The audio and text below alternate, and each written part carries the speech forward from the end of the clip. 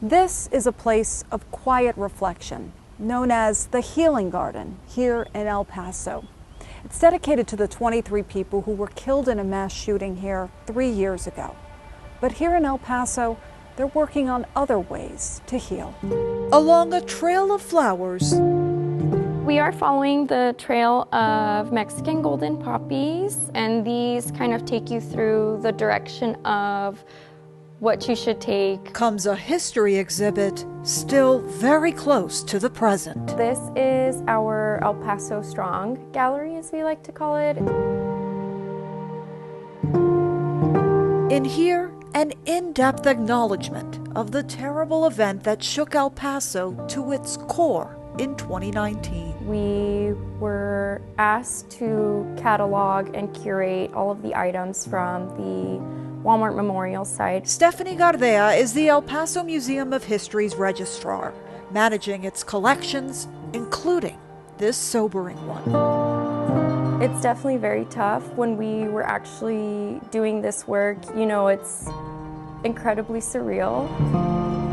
And part of a relatively new practice for museums called emergency collecting. This practice in museums is how do you archive and catalog post such a traumatic event that is directly affecting people.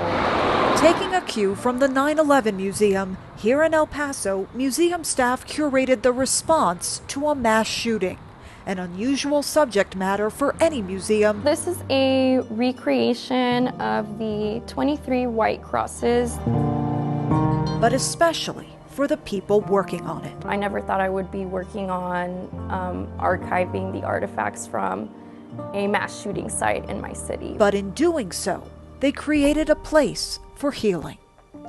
It's just kind of really beautiful to see, you know, the things that our people made in response to this. They can receive any support that they need. A few miles away, We are a big city, but a small community. more healing, initially put on hold during the pandemic. Believe it or not, August 3rd was kind of put in the back burner. When COVID hit, the priority was dealing with the pandemic. Idali Huizar Mendoza is director of the El Paso United Family Resiliency Center, set up to help those impacted by the mass shooting, a shooting that law enforcement officials say targeted Hispanics. It was a hatred crime, and we were fully aware of that.